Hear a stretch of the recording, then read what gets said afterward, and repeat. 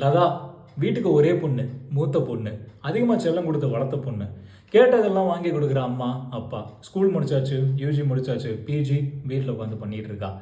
தம்பி ஒருத்தன் இருக்கான், ஸ்கூலுக்கு போயிட்டு வந்துட்டு இருக்கான். அப்பா ஒரு கவர்மெண்ட் ஆஃபீஸர்.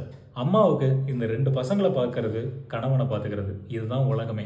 இதை விட்டால் வேறு எந்த உலகமும் அந்த அம்மாவுக்கு தெரியாது. 45 வயசாயிருச்சு அந்த அம்மாவுக்கு, லதாவுடைய அம்மாவுக்கு. நடுத்தர குடும்பம். ஒரு சாதாரண டே டு டே லைஃப்பில் என்ன நடக்குமோ அதுதான் நடந்துகிட்டு இருக்கு. ஒரு நாள் எல்லாரும் உட்காந்து டிவி பார்த்துட்டு இருக்காங்க. ஒரு காமெடி சீன் வருது. மனசு விட்டு வாய் விட்டு பயங்கரமாக சத்தமாக சிரிக்கிறாங்க லதாவுடைய அம்மா. சிரிச்சு முடிச்ச கையோட டக்குன்னு எந்திரிச்சு பாத்ரூம்குள்ளே போகிறாங்க. ஒரு நைட்டியை மாற்றிட்டு வேற நைட்டியை மாற்றிட்டு திருப்பி வராங்க. ஏன்னா நைட்டிக்கு பின்னாடி இருந்தது ஒரு கையளவு ஈரம். இது நிறைய தடவை நடந்திருக்கு. ஆனால் இதை நோட்டீஸ் பண்ணது லதா மட்டும்தான்.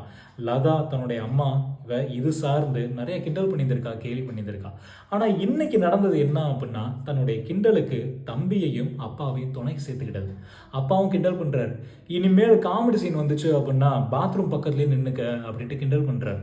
இது ஒரு பெரிய பொருட்டாக மதிக்கவே இல்லை லதாவுடைய அம்மா. ஏன்னா நம்ம குடும்பம் தானே அப்படின்ட்டு இக்னோர் பண்ணிட்டு போயிட்டே இருக்காங்க.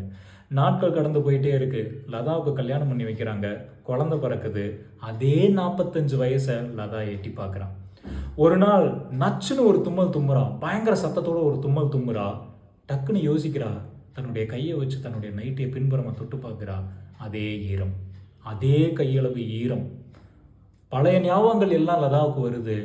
மனசு உடஞ்சு குற்ற உணர்ச்சியில் வெம்மி அழுகிறா, கத்துறா, துடிக்கிறா.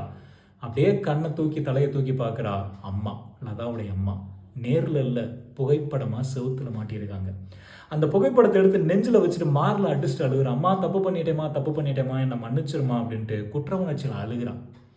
குற்ற உணர்ச்சியை விட மிகப்பெரிய ஒரு தண்டனை இருக்கா என்ன? ஈரம்.